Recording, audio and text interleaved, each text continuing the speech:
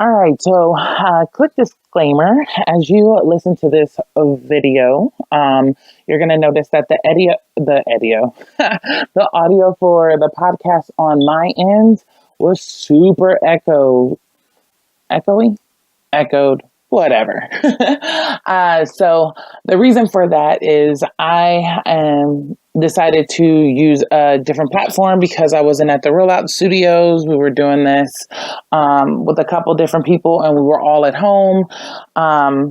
So that was the first thing. The second thing is I was gonna use just my laptop, but the camera on my laptop, not good. Like you can wear all black and it looks burgundy.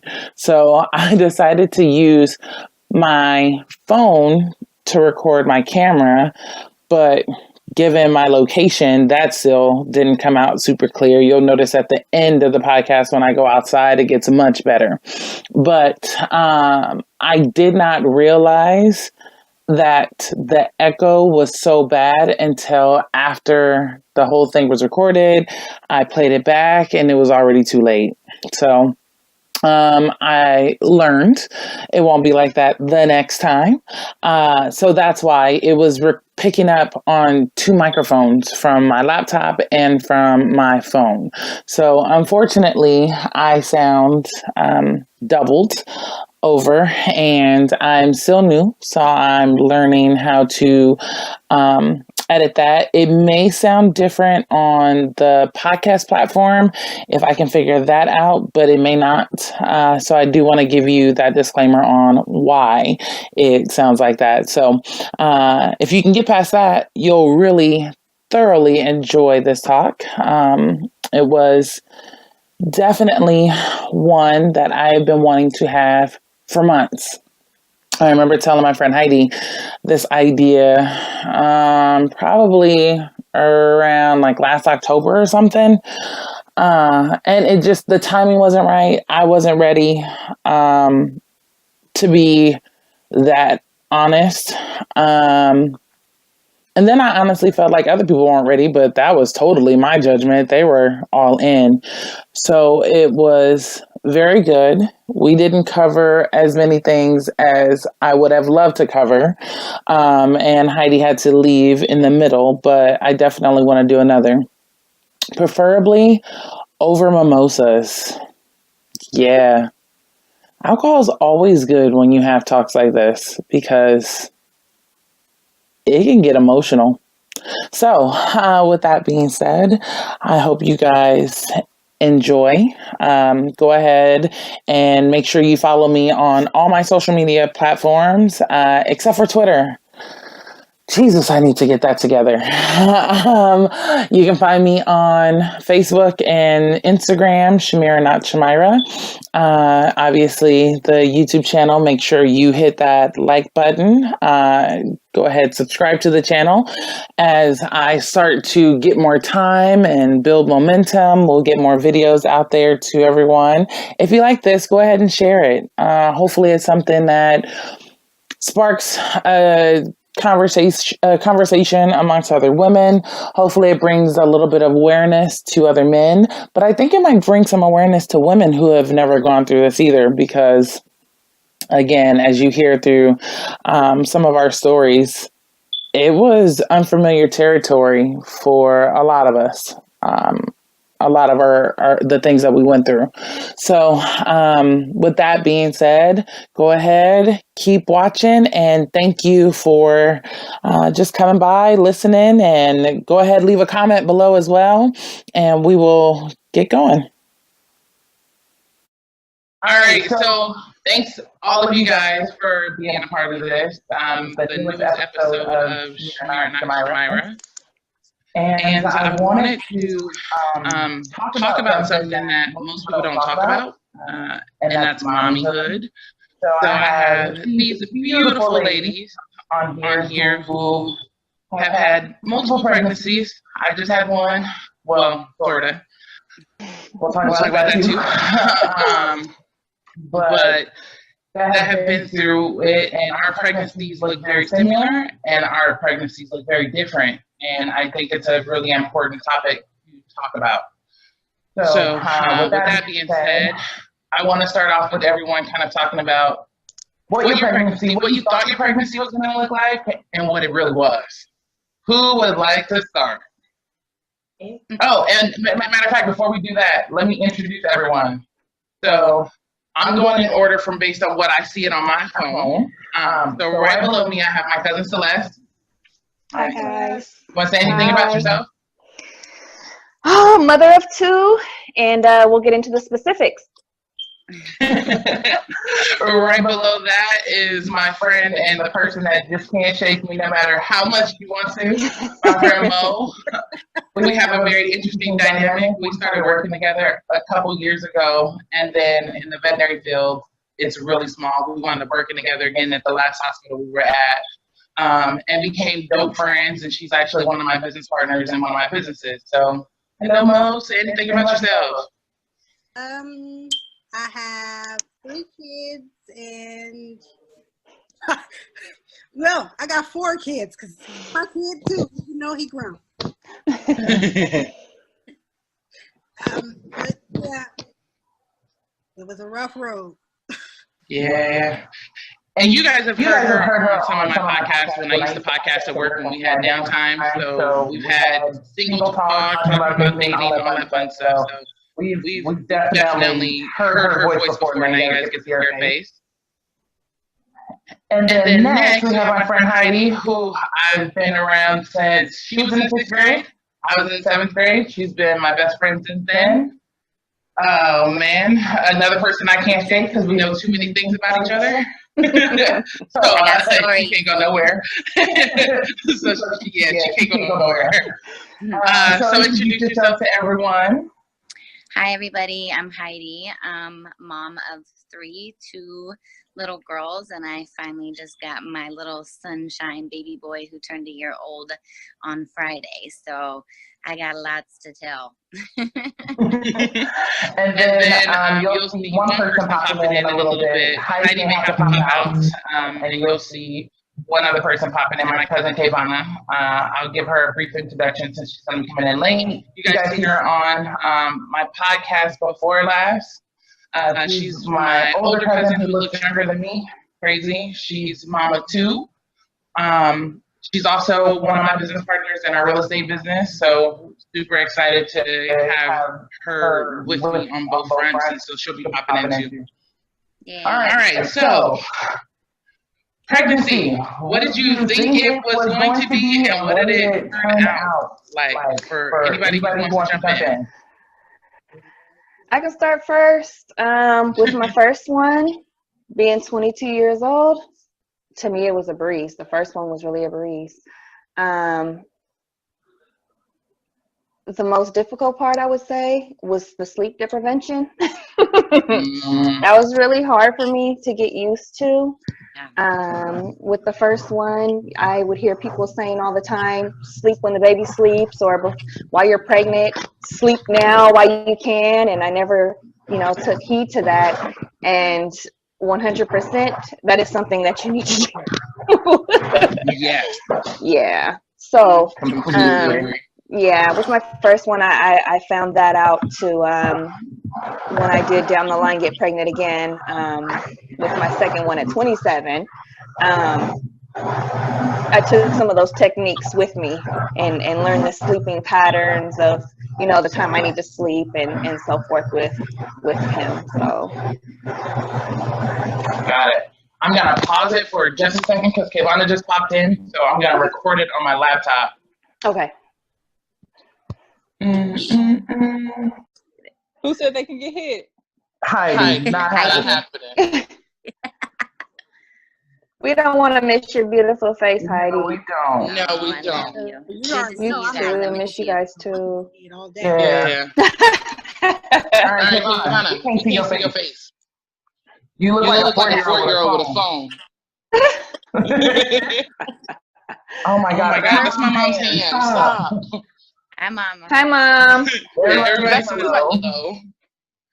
Okay, so who wants to talk next? I guess Yes, I can go. Mhm. One thing that I was not prepared for, even though my first one came at 26, was the immediate fear and anxiety that really comes the moment you become a mom. I mean, the moment you're pregnant, there's just so much. It's like, amazing pregnancy stories. You hear horror stories, and you have no idea what your journey is going to be. And for me, that fear and anxiety, started when I was pregnant, when I found out I was pregnant. And then my first one I had at 26 weeks unexpectedly. And so that fear was just, exponential at that point, and not even knowing if she was going to survive every day was a struggle. So really, I think that is more so the first and prepared for, with pregnancy and then becoming a mother. Luckily, she survived, and you can't even tell that girl went through so much. Right. 3 months stay in the NICU. Overall, I mean, then just every step of the way, it's is there going to be something wrong? Is there a delay? Is there going to be cognitive delays, speech development delays, like the whole thing? And then just the fear of the outside world as a mom, and what other people can put onto your child, their impact. They're like little sponges. So just I think the overwhelming fear and anxiety were two really big things that I just wasn't prepared for. Got it. I don't know if anybody's like I don't moving know if anybody's like something moving in the papers background. or something in the background. It was happening before. No, it was happening before then. So if you guys got anything out that you can control in your background, it comes in really strongly. So just know. And it'll seem That's like okay. really small. And like it'll seem like really small, like when the car, even though the windows are all closed, you can still hear the car that just went behind the house. Wow. So just beware. This microphone picks up a lot of stuff. Okay. Who's next? I'll go next because I can piggyback off Okay. of Heidi, because mine was also fear.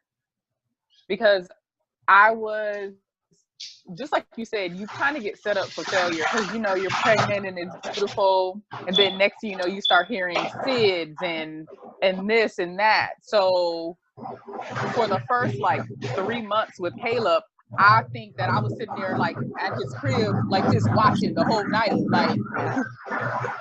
because I was so fearful that something would happen. So one of mine was definitely the fear of it. I wish somebody told me that I was going to be scared, terrified. You know what I mean? Yeah. So I'm actually going to hold on to that story because it makes me have a question for you, only because I know different details that everybody doesn't know yet. You said everything was on the table, so we'll come back to that. Okay. Can I comment to that? Because just to go back to the fear and anxiety with my daughter being born so early. At the time, we were in rural Missouri, 45 miles from the hospital. And once she did come home, she came home on an apnea monitor. And the thing was like a fire alarm, false positive, going off nonstop. And so at that point, we ended up sleeping with her on our chest so we could feel her breathe, because she breathed. She was so small and her breasts were so shallow, it didn't pick it up. And it was just the fear of, my daughter not breathing at night while I'm home and 45 miles from a hospital. It was crazy. I'm a nurse, and I made sure that I had all of what I needed there. But the thought of having to perform CPR on my own infant was terrifying, So just even a normal baby dealing with the SIDS issue, but bringing home a preemie with respiratory issues was terrifying. What you got, Mo? Are we talking about pregnancy? Pregnancy. Or Your pregnancy, what you thought it was going to be like, and what it turned into. So, I kind of knew what pregnancy was gonna be like because I technically, I didn't have kids out of me at 9, but I was a parent since 9 because every one of my brothers and sisters were like mine. Every time my mom had a kid, she would immediately hear your sister or hear your brother. Like I raised all of them as if they were mine. And throughout her every pregnancy, I kind of knew like what it would be. I just didn't know all the complications that went along with them because hers were like, she was pregnant for 9 months, she spit them out, and she went when I got pregnant, I know people hear stories of people, oh, I didn't know, how didn't they know that they were pregnant? I didn't know I was pregnant until I was 5 months because my period has never been regular. So I've still, if I had a period, like every single month. My chest didn't grow until my fifth month. I didn't get bigger. Nothing showed on me until I was like 5 months pregnant. And it was just me going into the doctor, and they're like, "You know, you're pregnant." No, I didn't know that I was pregnant. And then all of a sudden, bam! Everything, like my stomach started growing, my booty started getting tender. It was like, "Oh, okay, well now I know I'm pregnant." And I also had preeclampsia, so I didn't know nothing about that either. And you know, going to the doctor where they're telling me, no, you don't have it. And I'm like, okay, well, before I got pregnant, I was 100 pounds. Now I'm like 210 pounds. So tell me what I don't have. I know something is wrong. And they're telling me, you know, everything's fine. You're fine. It's all baby weight. My baby don't weigh 100 pounds. There's no way. Definitely don't. Right. And, you know, like I remember the day before I gave birth to him, he called me and was like, okay, well, you ran your blood and you have preeclampsia. We need you to come in now. I've been telling y'all I had preeclampsia for the past like 5 months. And now y'all call me and tell me it's an emergency. I got to come in now. I'll see y'all on Monday. I'm not coming in now. Wow. So, you know, it's certain stuff where you don't get warned about all the complications of pregnancy. You just, anytime you see somebody, they're pregnant, and then you see them and they had the baby. You know, they don't warn you about everything that could happen while you're pregnant. Yeah. For me, my pregnancy was pretty easy. I was just scared because I was 17. And didn't really know. Honestly, I was thinking about like, thank goodness I'm on my mom's medical, because I was thinking about the finance that came with it.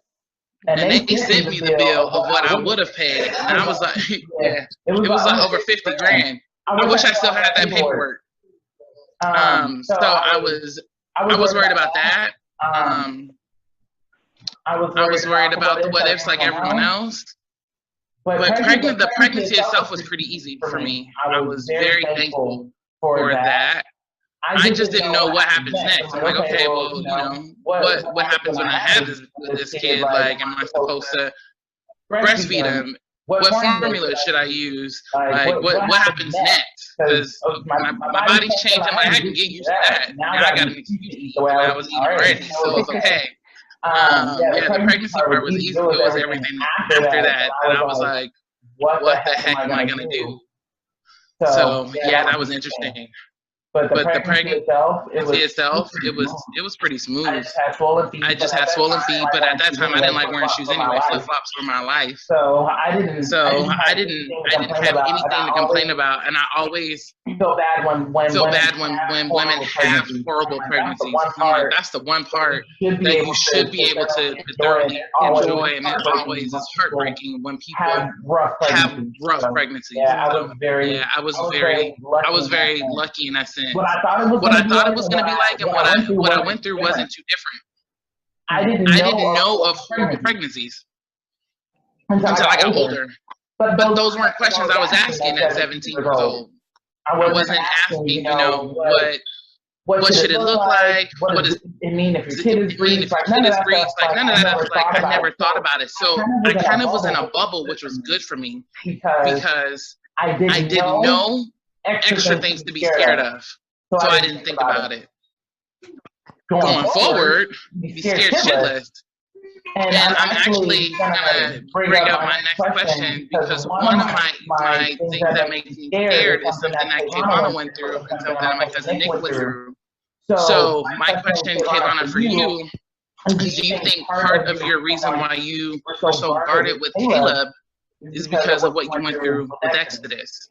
Absolutely. And just to give y'all a backdrop, because I know you guys don't know, I also had a premature baby at, I think I was 25 weeks. So I was really, really premature, and she passed away from pneumonia at after 21 days. So absolutely, because it's kind of crazy that you say that, because with Caleb, I was like scared as F.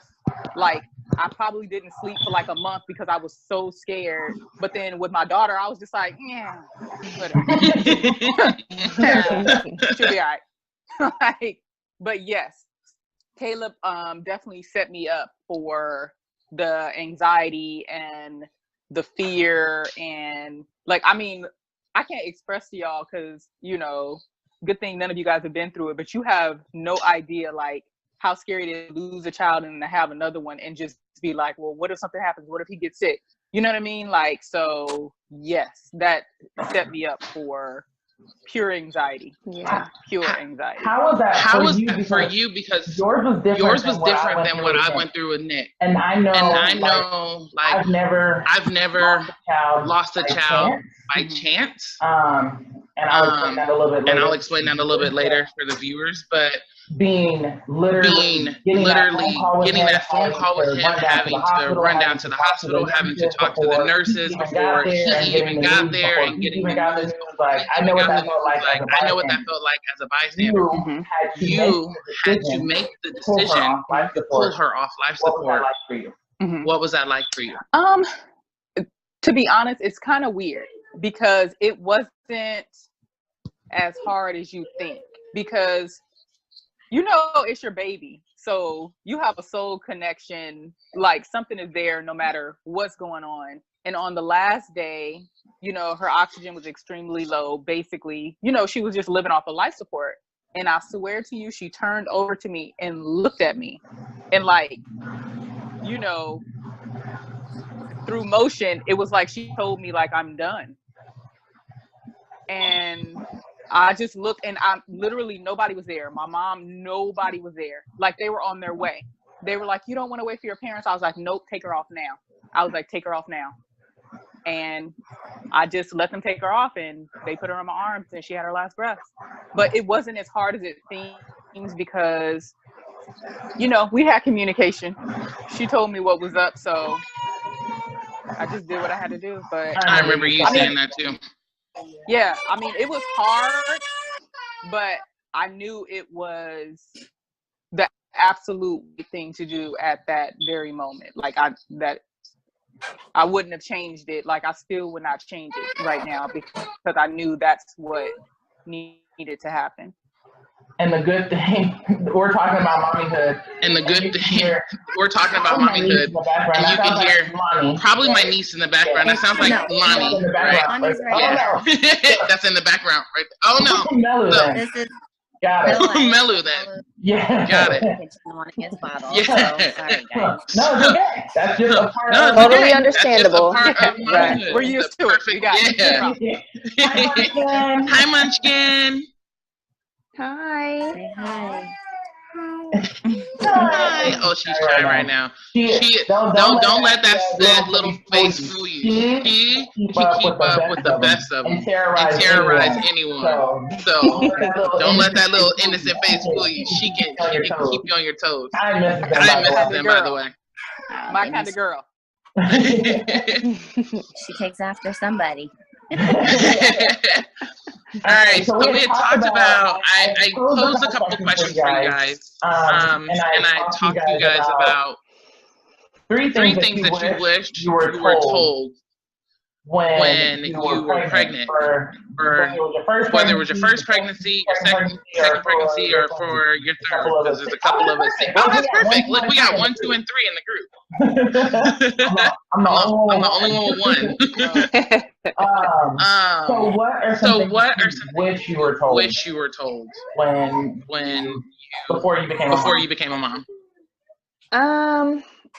Again, being exhausted as you are. The second thing would be knowing about postpartum. I had it with both of mine. I never even heard people talk about it. So I tend to speak out and let my thoughts be known on that. And I think it's really important because you never know what someone is going through. And you can be the eye opener for that person. Yeah.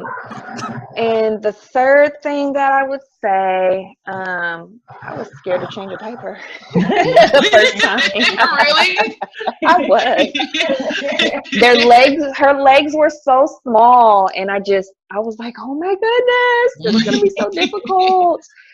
So that's another thing that through my pregnancy, I never really thought about, changing a diaper. I knew I had to, but it was never something that I thought about, Having a boy first, when I got to change diapers on everybody who had little girls, I was like, whoa, I gotta be careful. Because I didn't have to be like that. I can just wipe it. Because I didn't have to be like that. I can just wipe it and go. That was a whole new experience for me. That was a whole new experience for me. As soon as that air hits, as soon as that hair hits for those little boys. Oh, man. Oh, man. I know. Oh. Oh, yeah. I know. Who wants to go next? Who wants to go next?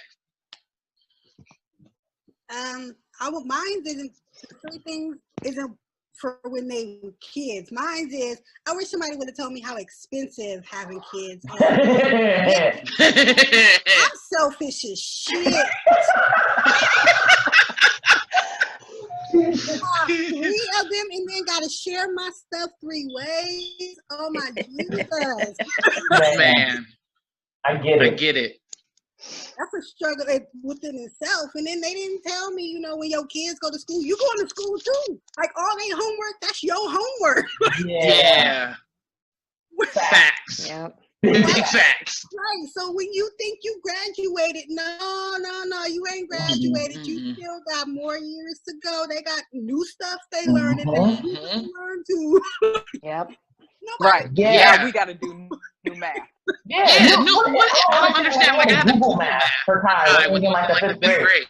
Yes, we had a conference one time, and me and Camilla's father looked at each other, and we were like, they just made that look so difficult. Like, why that's the one thing. Math is like easy across the board. That's the one thing that doesn't have to be changed. Why change it? Why change it? Kids struggle with that already. Just leave it alone. Unless you're gonna make it simpler. But if you're gonna make it more difficult, just don't. Yeah. Extra steps. Yeah, it's a lot. And Google made it worse. Yeah. Just want to throw that out there. All right, who's next? Well, mine was kind of like, I guess it was a combination. One of the things that I really wish I knew is that I was going to basically be like looking in the mirror, parenting myself every day. Hold that thought for just a second. There's music in the background, and it's none of y'all's fault. But I don't think they realize that it's showing through, and it'll impede on me being able to put this on YouTube because I don't have the license for that music in the background. Oh yeah. You hear that? You hear that? I do not own the rights to this. I don't own the rights to that. That's why we couldn't upload the last one. That's exactly why. So we were playing my cousin's music in the background, but then we switched. And because we don't have that license, and that was a really good one. Like that was rape culture, and I think that was a really important one to talk about, but we can never upload it. Boo. Yeah, they won't even let us download it from the YouTube platform so I can put it on my podcast platform. So that was a lesson learned. Right. Sorry. Go ahead. You're good. Basically I'm parenting myself. Like, yeah. I mean, I just didn't know that I was going to be looking at a reflection every day of my life and then telling them to not do the stupid stuff that I do. when you Yeah. want to laugh at something that they've done because it's so funny, but it's bad at the same Yep. time. Yeah. There was a meme that I seen. I think you posted it when it said, "Don't you hate when you have to parent yourself out of your children?" Yes, Absolutely. I posted Yeah. Absolutely. Absolutely. Yep. Yeah. Mike, I'm looking at myself Oh. every day like this is really hard. It's like some kind of horror movie. I don't know. Yeah. I definitely understand that 110%. What you got, Heidi? I think, okay, let's see. The things that were overwhelming that I really didn't understand or anything with pregnancy, first of all, was postpartum depression for me. Just like, on what you said, it was overwhelming. Like, I have been the type that, is able to, cope and manage, the stress of life and all of the mechanisms that I've learned to be able to deal with things in my life.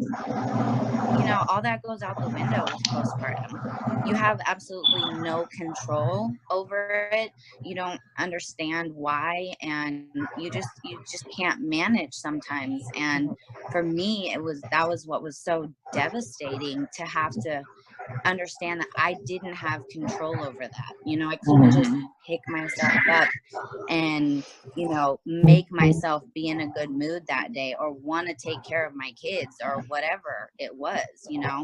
So and then that it gets worse if you have it with each pregnancy potentially, and that it did that with me. So that was very trying. It's trying on your relationship as a mother, your relationship with your partner, your friendships. I mean, everything changes because you have these little ones who completely depend on you every single day, and some days you just cannot get it together. I mean, thank God for you ladies. Shamira knows. She has come over here and literally, I'm gonna cry, she has literally taken over control of my household in the moment where I was in despair and not able to even handle it. And Don't do that. That's my sisterhood right there. That's my best friend who is gonna come in and take over, and they don't tell you that. And I couldn't even ask for it. She just came and knew that that's what I needed, and you, Celeste, reaching out. It's like those moments where people reach out who have been there. Oh my God, you have no idea. Just somebody texting and calling to check in or whatever can just be just that one thing to help push you through the day. And I'm a nurse. I work in a hospital. I've heard about it. I learned about it. But there's nothing that can prepare you for it personally. Nothing at all. No, I'm still dealing with it. I got a year-old little one, and I'm still trying every day to get myself focused and get out of it, but it takes time. It takes so much time for your hormones to be back in balance. And it is just the first year of any baby's, life is the most trying aspect of life. And so I just think that I was never really prepared for that aspect of it. And then I'll say, secondly, even with having 3 kids, after physically giving birth to 3 kids, one completely naturally, which I am so all about getting meds and an epidural. Hey, wait. With that second one, to be fair, we had to kind of coach you into doing it, because we were like, what are you? Come on, like you're miserable at this point, and you're still a little early, so you ain't gotta be strong for nobody but yourself. That's what it was. It's like, oh, I've done it before, I can do it again. And I'm like, why am I doing this to myself? Yeah. So then it took a couple of times. Okay, I'm a little hard. You did, yeah. With her, you were really trying to do it. And I remember me and Bev looking at each other like, okay, we don't want to interrupt your birthing plan. But at that point, you were really struggling. Like you were in at that, like you were in at that point, like I know you had a birthing plan, but you were now making it you were more stressed out. you were more stressed out, which made your labor harder, which could put your baby in danger. And that's when we were just like, what are you really doing this for? You were right. And the minute that I changed my thought process and what I had stuck in my mind, I was like, God, why didn't I do this sooner? It was like, I remember specifically, he's playing like Justin Bieber was like, you know, top hit right then. And it's like playing on the radio. And I'm sitting there hanging out talking. And I'm like, dang, this is what it's supposed to be like. It doesn't have to be this hard. Right. Yeah, so I learned my lesson, you know, and you have to, that's another lesson in motherhood, right? You have an idea of how things are going to go or how you want it to go. And you better know in a second that it's going to change. Better have a plan B. Oh my Got God. to have a plan B. Be able to roll. Yeah. Because you know what? That's one thing. It's like you can have a birthing plan. You can have a life plan. How everything is going to work. This child's going to listen to me and they're going to do this, and that. Right. It's not going to happen that way. It is right that way. So another lesson to be learned. You need to roll with the punches and go with plan B because it's not going to go the way you planned it. Yeah. Absolutely. So that was one of mine too. And because go ahead. You don't know. No. Finish your third one because I was gonna say, like, after you have subsequent pregnancies, as your uterus contracts, it is worse than labor. So it's basically like going through labor again, except this time you don't have medication, right? So and it gets worse with each baby. Yeah, you hear that? Baby number 3. Yeah, I hear that, and I'm trying to ignore it. Okay. Shut up. Just making sure. I don't want to hear it. I'm telling you. Oh, here, say hi. Oh, hi, my kid.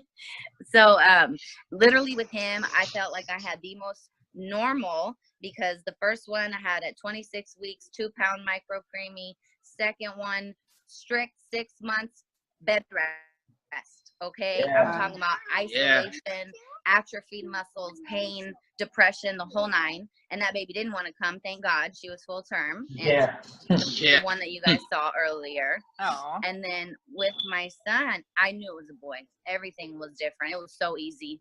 I was like working. It was like all the way up until like 7.5 months, which was like amazing for me. Yeah. You know, being so high risk. He came so quick and smooth. Everything was just easy with that boy. I swear. The boys, man. Yeah, I know. I got a text message like the next day. She's like, "He's here." I was like, "What do you mean he's here?" Literally, I went to my doctor's appointment. I'm like already at I think I was already at 4 centimeters, 3.5 centimeters, I think, when I went to my doctor's appointment. Stayed that way for a couple of weeks, went in. Then they're like, well, you're at 4, but you're not acting like you're in labor or anything. So, you you can just go over to the hospital. We'll have them check you out and then, go from there. But they were going to send me home. I went to the hospital. I was at 4 within an hour. Swear to God, they hooked me up to the monitor. She's like, I need 10 minutes of strip and then you're gonna go home. I'm like, and then I was like started into labor right then and there, and it was like I went from 4 to 5 to 6 and it was just done. It was like 4 hours and then boom, he came like less than 20 minutes. Just so much easier than I kept telling her, I said by the 4th one you're gonna have like a normal I said you're gonna work until like the very end of your pregnancy. They're gonna be full term, and she's like, "Stop saying that.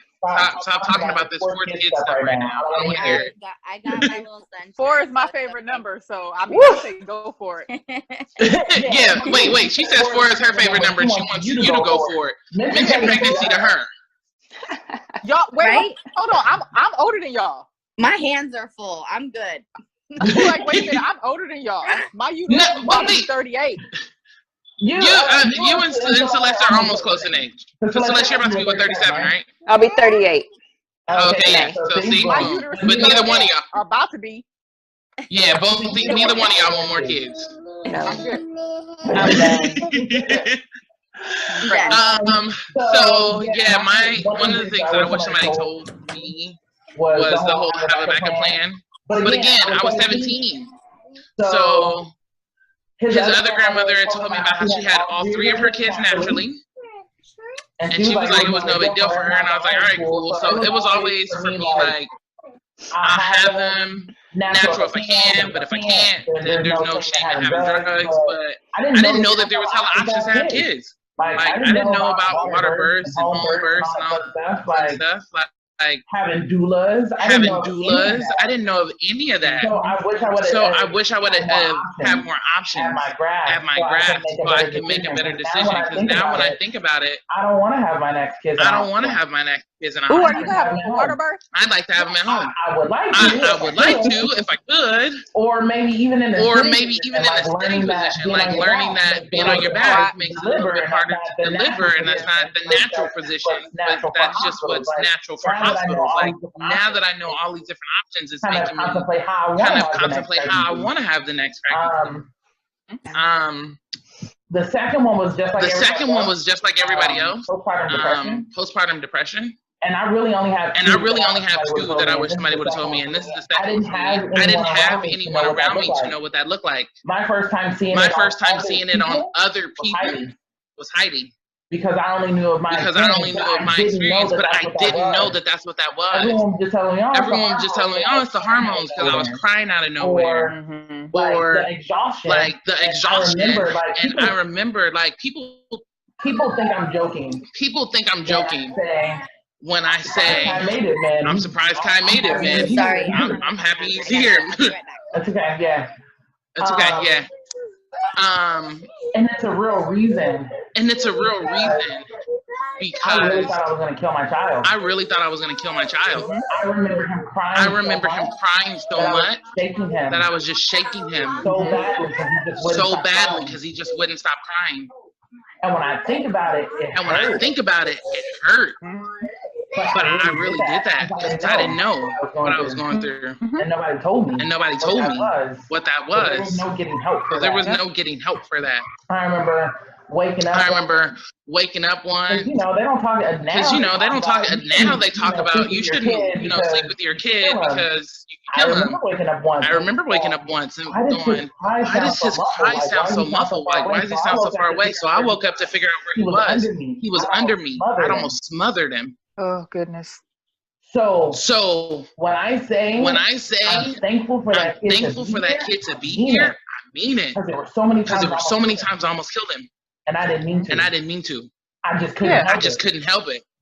Whether it was the depression or it was just being young and not knowing any better. Like I almost killed that kid too many times. Now he's a teenager. I almost want to kill him just willingly. Yeah, that's different. I'm there with you. Yeah, different. A little different. That was something I wish was talked about more openly. And then when you hear about stories of people women that have multiple kids and they kill their kids, I have so much empathy for them because I get it. Yeah. Sometimes we were like, I couldn't see how you can take care of kids and put them in a bathtub. You may not. But I can because I was in that mode. Like, why don't you? There's nothing wrong with you. Just forget it. I just wish you went away. And as heartbreaking as that sounds, like Heidi said, you can't control that when you're going through those emotions. And if nobody's talking to you about what the postpartum depression looks like, you don't know what to do. You don't have anyone to talk to you. You don't know what to do. You don't have anyone to talk to you through those thoughts. I knew that there was an option. I would have took medication if I'd have knew that there was an option. If you're telling me that there was something I could have done to make me not almost kill my kid, absolutely I would have took it. But nobody talked to me about it. And I had a nurse that came over afterwards, didn't say nothing. She just made sure that I was breastfeeding fine. My checkups afterwards, that wasn't even questions that even came up. That's what breaks my just heart. One day crying. Not so much your parents and your family, because some of them have not gone through it and they don't really know how to treat it. Right. What breaks my heart is that the medical professionals don't tell you anything. Yeah. Nothing. Like, that's what breaks my heart. Not one time. So I just thought it was me. Yeah. I didn't know that this was a normal thing. I didn't know that lots of women went through it. I just thought that I was alone and there was something wrong with me. That I almost killed my kid multiple times, and that I would look at him sometimes and just resent him for being here. Yeah, like ugh. Yeah. And nobody told me that I wasn't alone. Yeah. So then seeing someone else go through it, I wanted to do absolutely anything I possibly could because I never wanted them to feel like they were alone and that nobody understood what they were going through. So whatever she needed, I was there for because I didn't want her to feel like nobody understood. Our depressions could look very different, but I know that feeling. Mm-hmm. So it was a no-brainer to come help because I wish I would have had that. So that's definitely something that I wish I was told and prepared for. And still to this day, it's still not something that's talked about. Like you'll see it a little bit, and then all of a sudden it goes away again. Like it just disappeared, and women are going through that, and it doesn't just go away after a couple months. Like she was just talking about it. Her kid just turned a year, and she's still dealing with it. Like they don't explain the long-term effects of that. Mm-hmm. And how old is the dad? She's 10, and I'm still dealing with it. Shut up, Mo. No, but you know what? Another thing that people don't talk to you about is how you not dealing with issues that you went through as a child now comes in and you are hormonally fucked up. And then you start dealing with past traumas that you don't even know that's affecting you as a person now or an adult. But then you got all these crazy emotions going on. And I don't think self-healing, self-care, and self-therapy is promoted nearly enough for women. And people in general, don't get me wrong, but for women, especially when you are hormonal and you want us to keep popping out children. Right. I agree. So yeah, that's definitely something I wish I would have been taught. One other thing I wish is that somebody told me that when breastfeeding that I probably would like almost lose my nipples to the struggle. Wish somebody would have told me that. I swear it was like hanging off, like it still works, you know what I'm saying? But it was like nobody was gonna say nothing about that, huh? No. Yeah, and employment was a lifesaver. Oh yeah. I use that. It's like lanolin or something like that. Yeah. The lanolin, it was too creamy for me. Like it was water based, so it still left me chapped. Oh man. And engorged. I haven't engorged breasts. The pain. Oh my god. Oh my god. For me, I couldn't.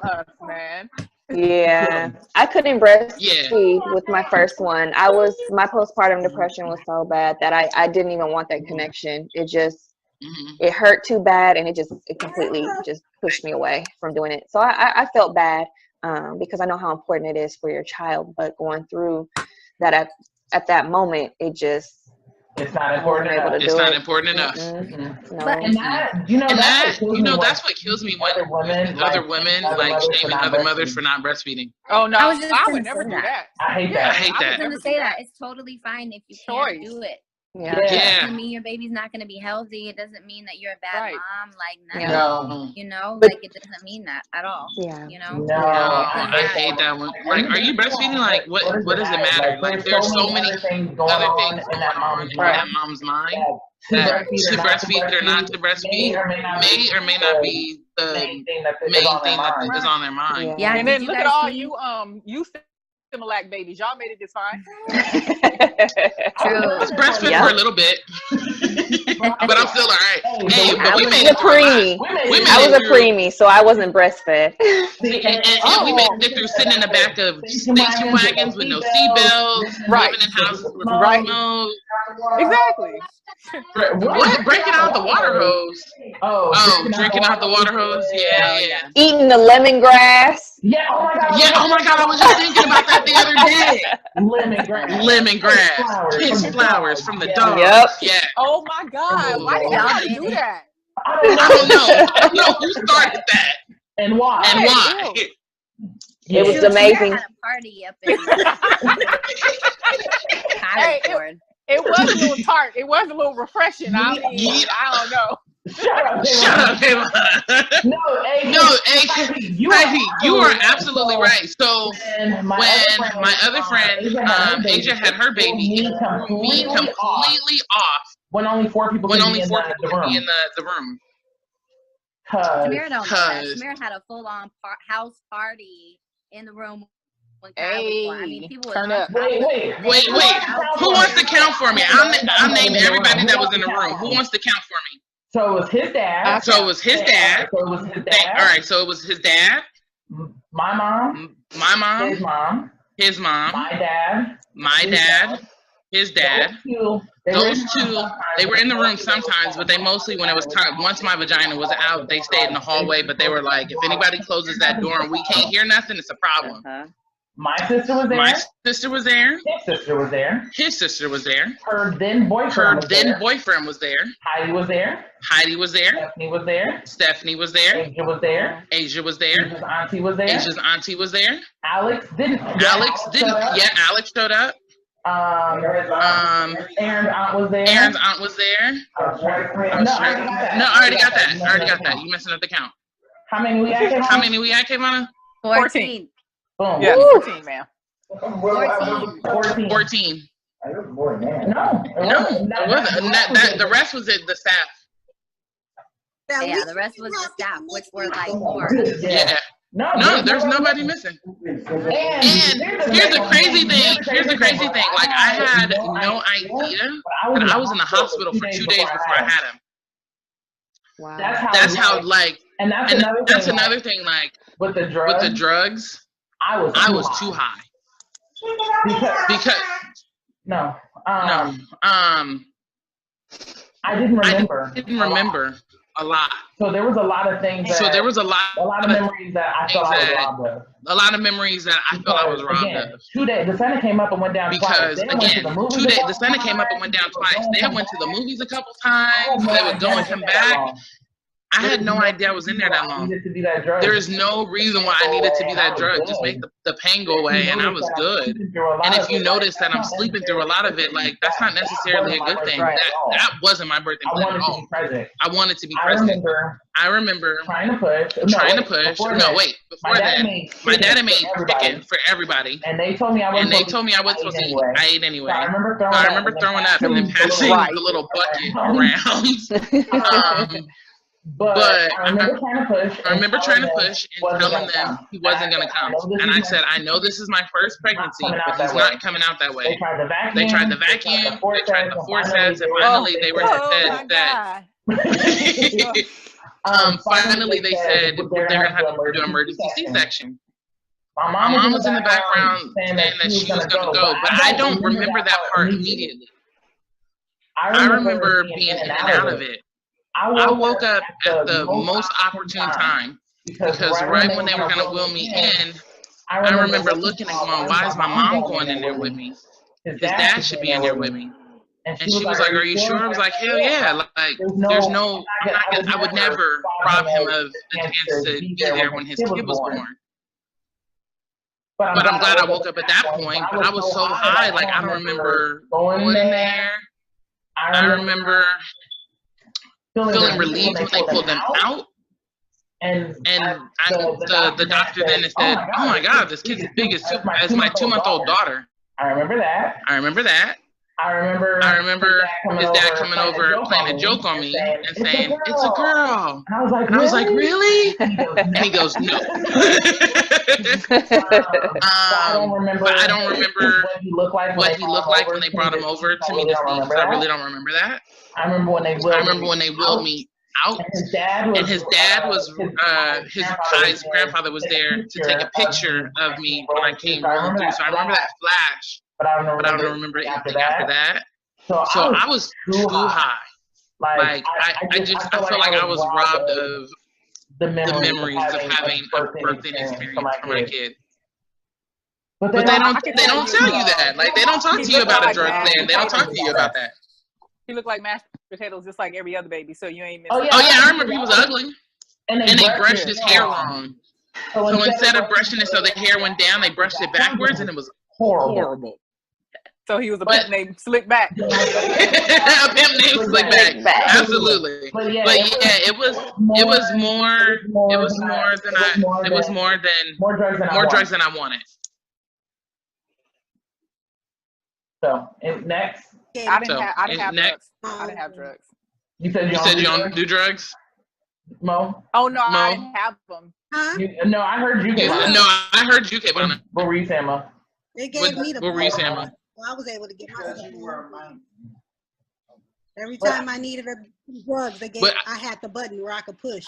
I had the button too, but I felt like the dose was too large for me. Because I'm a weakling. Like you give me a half a Vicodin and I'm out all day. It probably was, and they should have adjusted it, knowing that Agreed. Like so often sleeping. Yeah, but if you I mean, sleeping the whole time. that's just. You know, and I'm sure for them, they were just like, "Oh, you sleeping? That's a good thing. She's relaxed." Nah. It really for me when I was pushing and whatever they was doing out down there, I was like, I feel that, and they were like, "You feel that? You just had an epidural." And no, I'm serious. Like I really feel that. Everything they did, I felt, and they were like, "Okay, well, we gave you the button. I don't know what to tell y'all. Whatever y'all did, or whatever is in this button, I feel like keep pushing this button." Yeah, so, I felt the same way. It wasn't enough. Next time, give me more. Yeah, I felt like it definitely wasn't enough after my first one. Right. I mean, my placenta did not want to come out. I mean, it literally, I could have lost my life. I mean, it took them 45 minutes to manually get out my placenta out, and I only had morphine. And I mean, the only way I could describe that is basically feeling like I was tortured. Like, that's honestly the only way I can describe it. And I'm like, I never want to feel that way ever again, you know, but I just was so preterm, you know, the placenta was not ready to come out. Yeah, exactly. So it takes a little bit longer.